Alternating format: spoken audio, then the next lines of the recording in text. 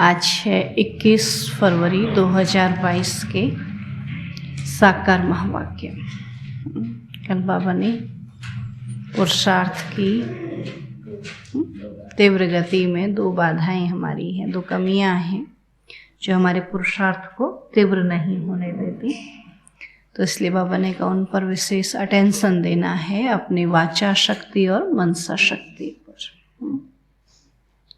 आज बाबा बोले, मीठे बच्चे, बाप आए हैं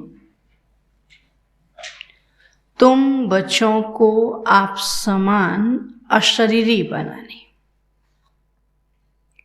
बाप आए हैं तुम बच्चों को आप समान अशरीरी बनाने।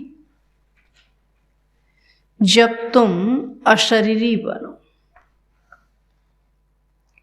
जब तुम अशरीरी बनो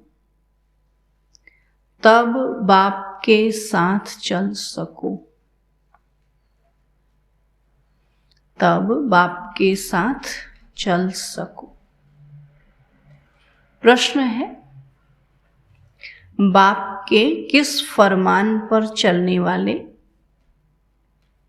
बाप के किस फरमान पर चलने वाले निरंतर योगी बन सकते हैं? बाप के किस फरमान पर चलने वाले निरंतर योगी बन सकते हैं?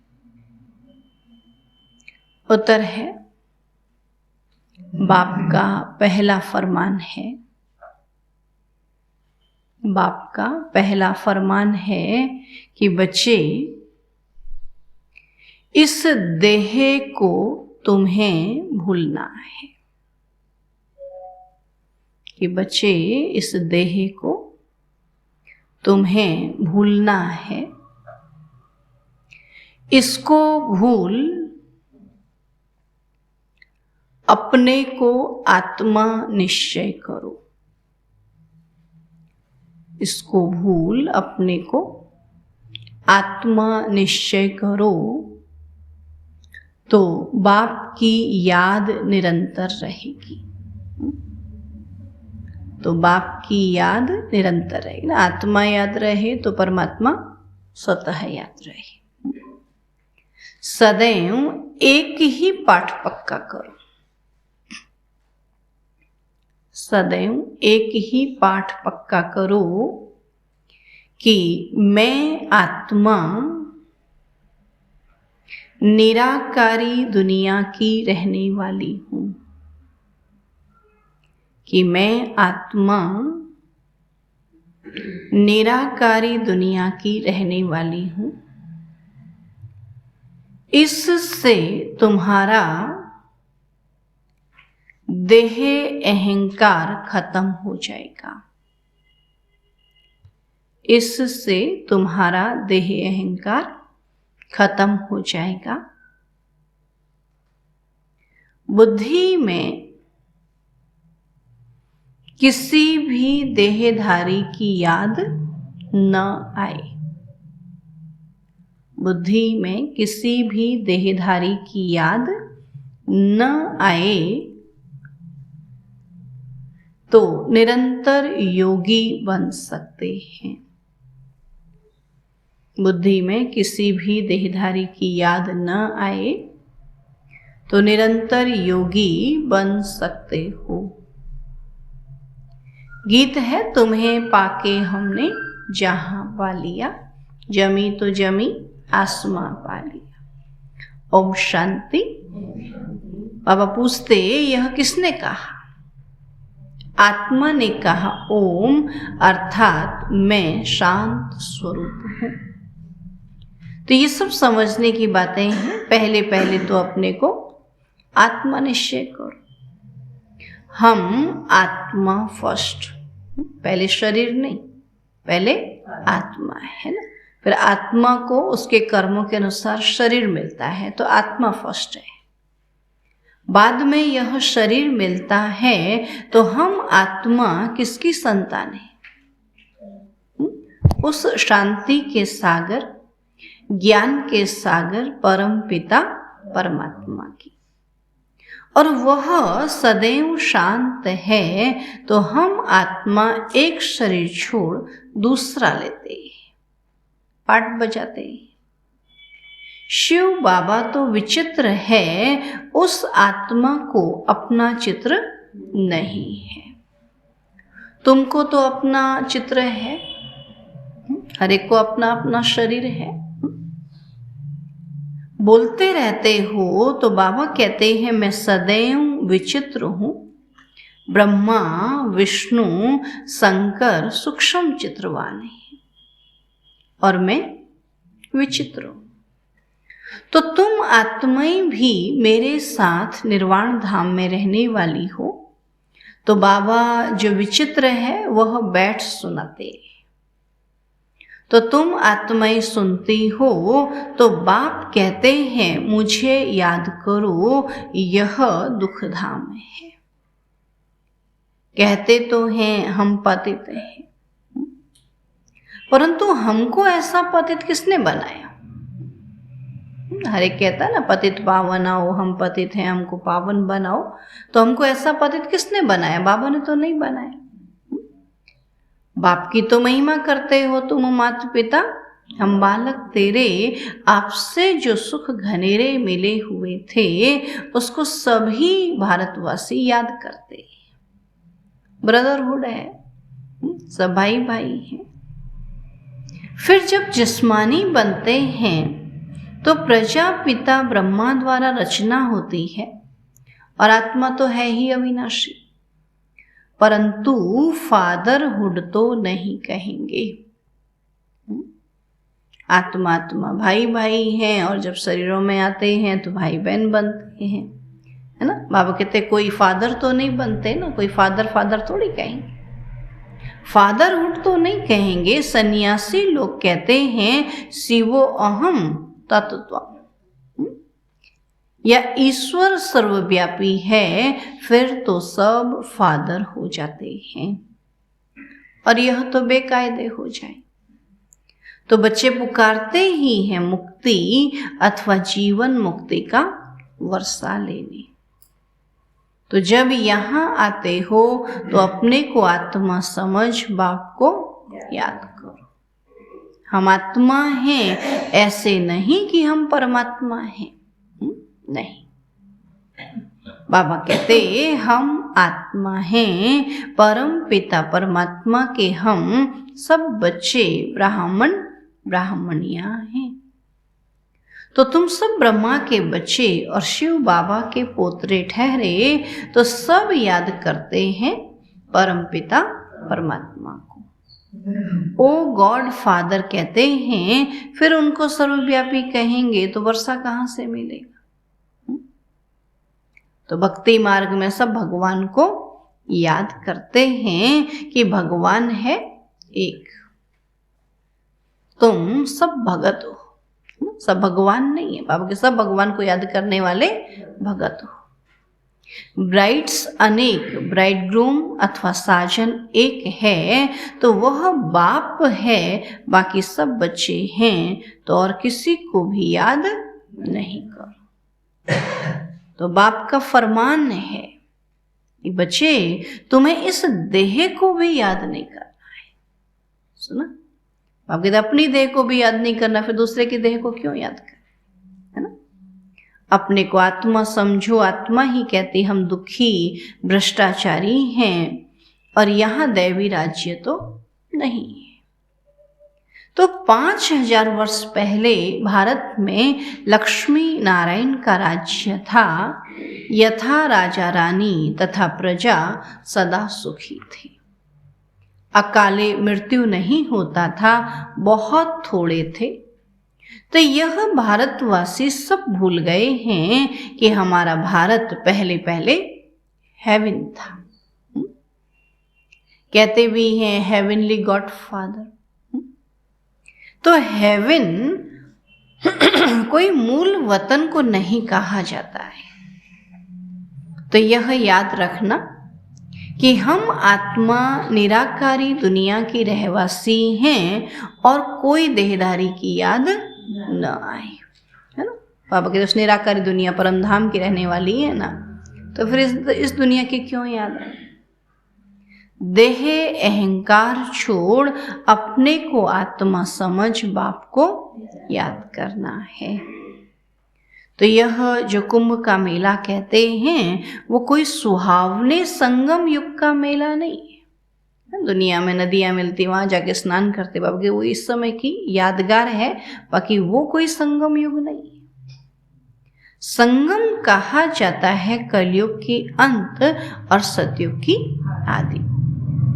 तो कलयुग है ही पतित दुनिया, एक भी पावन नहीं, भल महात्माएं भी हैं परंतु पावन तो कोई नहीं। सब कहते हैं यह पतित दुनिया है, कुंभ पर जाते हैं पावन बनने के लिए। तो क्या समझते हम क्या हैं? पतित हैं। गंगा में स्नान करते हैं तो जरूर पतित हैं। तो साधु संत सब जाते हैं पावन बनने, तो बाप कहते हैं मैं तब आता हूँ जब बहुत भ्रष्टाचार होता है, मनुष्य बहुत दुखी हो जाते हैं, और मैं आकर इन सब का उद्धार करता हूँ। अहिल्याएं, गणिकाएं, साधुओं, गुरुओं आदि का उद्धार करने आता हूँ। सुना, जो अपने को पावन समझते हैं बाबा कहते हैं उन्हों का भी उद्धार करने आता, क्योंकि वो तो पावन आत्मा ही है ही नहीं। तो पतित दुनिया में कोई भी पावन नहीं, और पावन दुनिया में फिर कोई पतित नहीं होता, लॉ नहीं है। साधु लोग अपने को महान आत्मा कहाँ समझते, वो तो अपने को परमात्मा समझते हैं, शिवो अहम कहते हैं, है ना। बाबा कहते वो महात्मा है, लेकिन वो लोग तो अपने को परमात्मा कह देते। प्राचीन महात्माएं आदि तो कहते थे परमात्मा बेअंत है, वह रचता और उसकी रचना बेअंत है, तो फिर निर्वाण धाम में कैसे ले जाएंगे। उन्हों को पता ही नहीं कि जीवन मुक्त भी भारत था उस समय, और कोई धर्म नहीं था, सिर्फ सूर्यवंशी और चंद्रवंशी थे। फिर सूर्यवंशी बदल चंद्रवंशी बने, तो पुनर्जन्म में तो आते हैं ना। 84 पुनर्जन्म लेते हैं, 84 लाख नहीं। सुना क्या कहता बाबा, केवल 84 पुनर्जन्म लेते हैं। और यह तो बड़ा कपोड़ा लगा दिया है, ब्रह्मा का दिन और ब्रह्मा की रात, तो 84 जन्म चाहिए ना।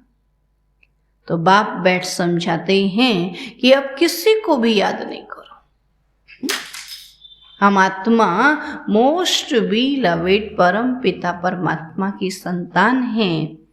ऐसे नहीं कि सब परमात्मा के रूप हैं, यह तो इम्पॉसिबल है कि सभी परमात्मा के रूप है, परमात्मा के ही अंश है कह देते। आप कहते फिर तो सभी एक जैसे होने चाहिए। यही एकच भूल है। बाप एक ही है, बाकी सब हैं बच्चे। तो आत्माएं सब ब्रदर्स हैं। फिर जब शरीर में आते हैं तो प्रजापिता ब्रह्मा को ग्रेट ग्रेट ग्रैंडफादर कहेंगे ना। तो पहले पहले हैं ब्राह्मण, तो भारत में विराट रूप भी दिखाते हैं। तो ब्राह्मण है चोटी, है ना, सबसे ऊंच बाबा ने ब्राह्मणों को रखा। भगवान की ऊंचे ते ऊंची संतान, तो अभी तुम ईश्वरीय औलाद बने हो, कोई साधारण नहीं। भगवान ने अपना बच्चा बनाया ना। आप किसी को अपना बच्चा बनाते हैं, वो बच्चा कितना खुश होता है ना, इन्होंने हमको अपना बच्चा बना। और यहाँ तो भगवान ने बनाया ना। तो तुम ईश्वरीय औलाद बने हो, शिव बाबा के पोत्रे और पोत्रियां और प्रजापिता ब्रह्मा के बच्चे। तो शिव बाबा के बच्चे तो सभी आत्माएं। तुम वर्षा शिव बाबा से ले रहे हो, तो शिव बाबा है झोली भरने वाला, और खाली करने वाली है माया। तो गाते भी हैं पतित पावन सीताराम, परंतु मनुष्यों की बुद्धि में त्रेता वाला राम सीता है, परमात्मा को तो समझते ही नहीं। तो तुम बच्चे जानते हो सतयुग त्रेता है सुख धाम, वहां दुख का नाम निशान भी नहीं रहता। तो पतित पावन सबका बाप एक ही है। अब यहाँ तो हनुमान के मंदिर में भी जाकर कहते हैं त्वमेव माता च पिता त्वमेव, तो वो कैसे हो सकता है? सबका सदगति दाता पतित पावन एक ही है, और वही ज्ञान का सागर है। और वह जो सागर से नदियां निकलती हैं वह तो है पानी। बाबा कहते पानी तो पतित पावन हो न सके। कोई भी खंड में ऐसे नहीं कहेंगे कि पानी में स्नान करने से पावन बन मुक्ति को पाएंगे। फिर तो सभी रोज ही स्नान कर रहे हैं पानी में, गंगा नदी के किनारे तो रोज ही गंगा में स्नान करते हैं, फिर तो उनको क्या होना चाहिए? पावन हो जाना चाहिए। फिर पावन इस पतित दुनिया में क्या करेंगे? तब बाबा कहते कोई पावन नहीं बनते, यह तो हो नहीं सकता। एक मुक्ति दूसरी जीवन मुक्ति है। सदगति अथवा जीवन मुक्ति दाता एक ही है, तो यह है पतित दुनिया। भारतवासी जानते हैं 5000 वर्ष पहले भारत में लक्ष्मी नारायण का राज्य था और कोई खंड नहीं था। तो 5000 वर्ष की बात तुम भूल गए हो, पीछे फिर और खंड आते हैं। अब इतनी वृद्धि हो गई है। देखो बच्चे, यह हमेशा याद रखो कि जब सुनते हो तो यह मत समझना कि ये दादा या ब्रह्मा बोलते हैं। शिव बाबा जो सबका रचयिता है वह बैठ रचना का राज समझाते हैं। अब ऋषि मुनि तो सब कहते रहे कि परमात्मा बेअंत है, कहते हम नहीं जानते, नेति नेति का। आस्तिक तो तुम ब्राह्मण हो जो निश्चय करते हो कि बाबा हमको अपनी और रचना की नॉलेज देते हैं, त्रिकालदर्शी बनाते हैं। तो ऋषि मुनि आदि कोई भी त्रिकालदर्शी नहीं है। तो बाबा कहते हैं देवी देवता भी त्रिकालदर्शी नहीं है, सिर्फ ब्राह्मण ही त्रिकालदर्शी हैं। तो यह ब्राह्मणों की चोटी है। बाबा कहते हैं हम ब्राह्मण क्या है? ऊंच चोटी। ब्राह्मणों से नई रचना होती है तो तुम हो सबसे उत्तम। तुम बाप की श्रीमत पर भारत को श्रेष्ठ ते श्रेष्ठ बनाते हो, तो श्रीमत भगवान की है, कृष्ण की नहीं। कृष्ण भाग्यवान है जो भगवान की मत को सुन करके श्री कृष्ण बना। बाकी श्री कृष्ण ने किसी को श्रीमत नहीं दी। श्री कृष्ण पतित पावन नहीं है, वो पावन है लेकिन पतित पावन नहीं। पतित पावन एक ही है, तो वह सबका बाप है। तो हमेशा याद करो कि हम आत्मा इन ऑर्गन्स द्वारा सुनते हैं। तो आत्म अभिमानी भव। आज बाबा वरदान दे रहे हैं कि सारा दिन क्या करो? आत्माभिमानी रहो। हम आत्माओं को ज्ञान देता हूं, तब गाया हुआ है ज्ञान अंजन सतगुरु दिया, अज्ञान अंधेर विनाश। पतित पावन सदगति दाता वही है। तो बच्चों को बाप पैदा करते, फिर टीचर बनकर पढ़ाते, फिर गुरु बनकर सदगति देते हैं। तो सदगति में ले जाने वाला सदगति दाता एक ही बाप है। तो तुम बच्चे नई दुनिया में जाने के लिए अथवा मनुष्य से देवता बनने के लिए यह पढ़ाई पढ़ रहे हो। तो अभी यह पतित मनुष्य सृष्टि खत्म होकर दैवी दुनिया होने वाली है। तो अभी भल देवताओं को पूजते, परंतु यह नहीं जानते कि जरूर हम देवी देवता धर्म के हैं, जिसको पूजते हैं उनका वह धर्म कहेंगे ना। देवता धर्म वाले देवताओं को पूजते हैं तो देवता धर्म के कहेंगे ना। तो भारतवासियों का तो आदि सनातन देवी देवता धर्म था, स्वर्ग था। तो अभी कहते हैं मनुष्य 84 लाख जन्म लेते। जो बाबा कहते कि 84 लाख जन्म लेते, क्या सब लेते हैं? इतने लाख जन्म हो तो उसके लिए तो बहुत बड़ा कल्प चाहिए। तो ये भी ड्रामानुसार खेल बना हुआ है, जो पास्ट हुआ सो ड्रामा। मूल वतन सूक्ष्म वतन को भी तुम बच्चे ही जानते हो। तो तुम हो स्वदर्शन चक्रधारी, और वो विष्णु को स्वदर्शन चक्रधारी कहते हैं। तो बाप समझाते हैं कि विष्णु के 2 रूप लक्ष्मी नारायण स्वदर्शन चक्रधारी नहीं है। बाबा कहते हैं स्वदर्शन चक्रधारी तुम ब्राह्मण हो, तो कितना फर्क हो जाता है। और वह फिर कहते हैं कृष्ण का स्वदर्शन चक्र था। तो लड़ाई के मैदान में चक्र चलाया, फिर कौरव मारे गए।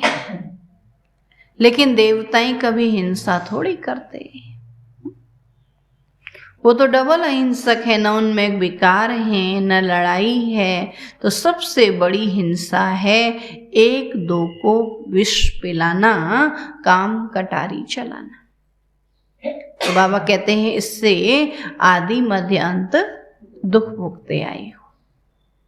तो सतयुग में काम कटारी नहीं चलती थी, वाइसलेस राज्य था, सर्वगुण संपन्न मर्यादा पुरुषोत्तम थे, हिंसा थी नहीं। और इस समय रावण का राज्य है, 5 विकार सर्वव्यापी, और वह फिर कह देते परमात्मा सर्वव्यापी है। तो इस साइंस से जो भी विमान आदि निकले हैं अभी 100 वर्ष के अंदर, तो बाबा ने कहा ये किस लिए निकले? बाबा कहते ये ट्रायल हो रही है, और ये सब चीजें फिर भविष्य में काम होने वाली, ये काम में आएंगी ना। अभी ट्रायल कर रहे हैं, और जो जो चीज बनाते रिफाइन होती जा रही है ना, जब एकदम रिफाइन हो जाएंगी, दुखदायी चीजें खत्म हो जाएंगी, तो तभी सतयुग आ जाएगा। ये भविष्य में काम आने वाली हैं, और इन्हों के द्वारा अभी सब कुछ विनाश हो जाएगा। फिर यह सुख के काम आएंगे। यहाँ तो सुख भी है तो दुख भी है, उन्हीं चीजों से सुख भी है, उन्हीं चीजों से दुख भी है। और केवल जब सुखदायी रह जाएंगी तो बाबा कहते हैं इस दुनिया का विनाश हो जाए। तो इसको माया का पॉम्प कहा जाता है। विनाश हो यह तो अच्छा है ना, अच्छा है ना। जल्दी जल्दी विनाश हो, जल्दी जल्दी सतयुग में जाए। कहते भी हैं पतित पावन आओ, तो बाबा कहते क्या आकर करूं? बाबा फिर से स्वर्ग की स्थापना करो तो हम सुख पाएं। तो बाप समझाते हैं बच्चे यह खेल बना हुआ है। बाप सुख धाम रचते हैं और रावण फिर दुख धाम बनाते हैं। तो शांति धाम से आत्माएं पहले पहले आती हैं सुख धाम में, तो पवित्र आत्माएं ही आती हैं। और इस समय सब पतित हैं, तभी तो याद करते हैं कि आओ। तो बाप भी ड्रामा के बंधन में है।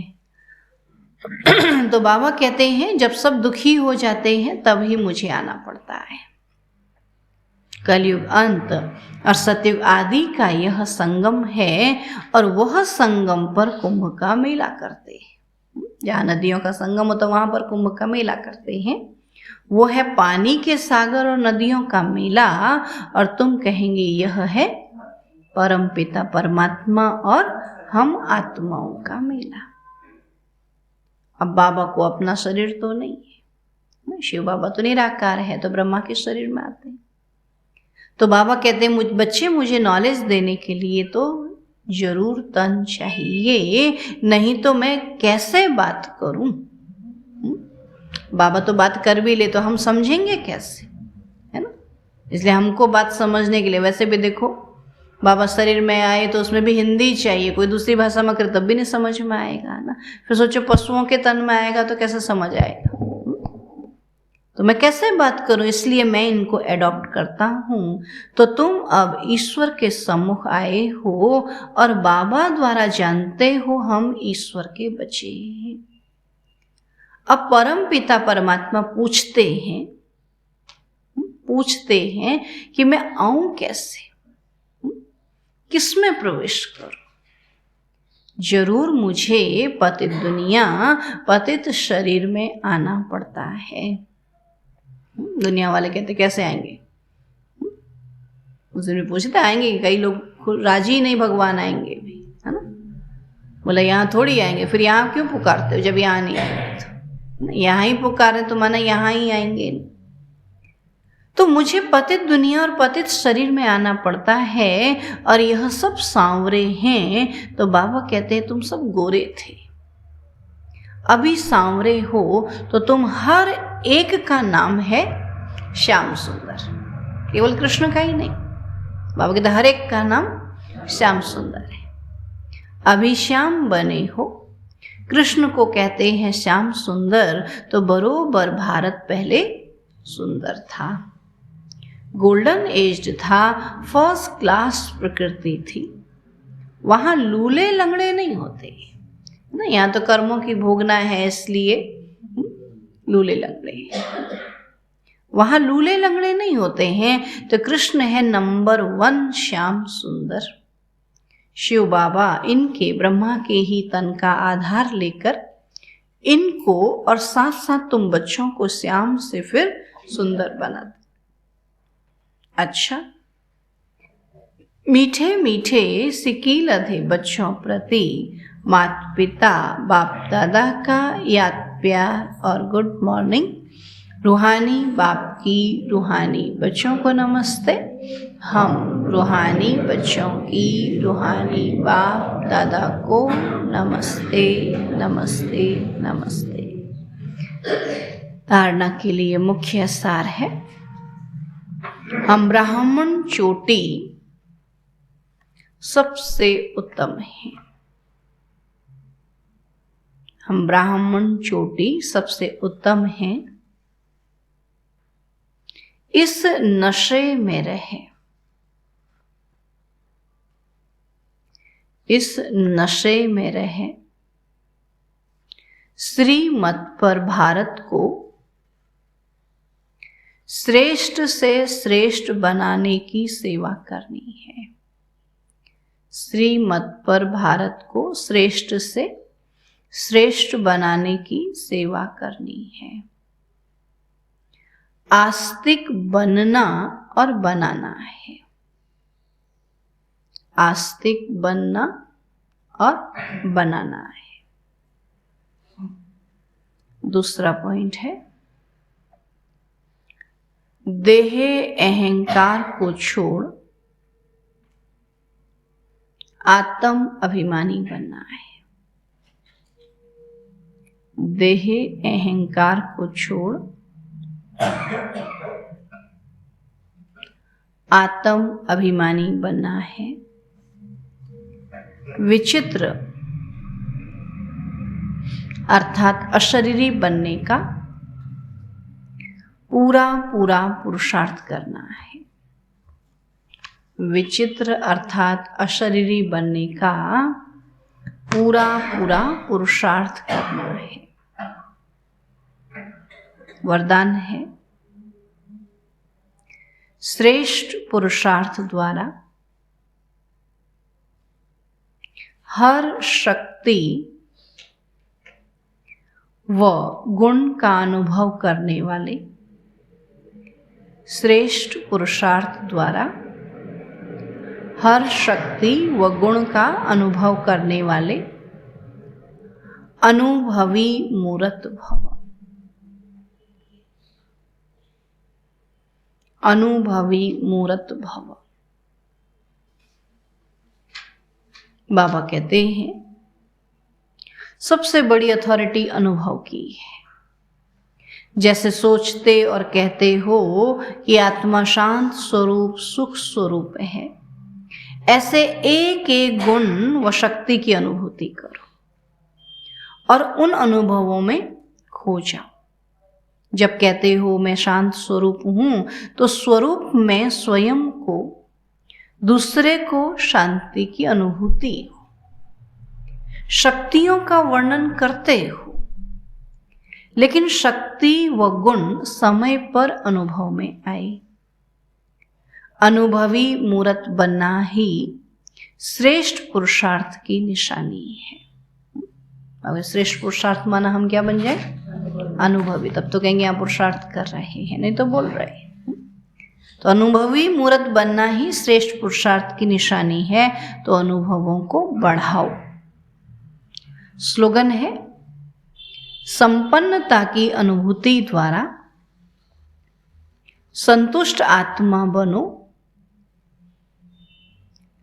तो अप्राप्ति का नाम निशान नहीं रहेगा। संपन्नता की अनुभूति द्वारा संतुष्ट आत्मा बनो, है ना। बाबा मिला, सब कुछ मिला, कुछ बाकी रहा तो संपन्न हो गए। तो संपन्नता की अनुभूति द्वारा संतुष्ट आत्मा बनो, तो अप्राप्ति का नाम निशान नहीं रहेगा। अच्छा, ओम शांति। आज का पॉइंट है, अपना निजी स्वरूप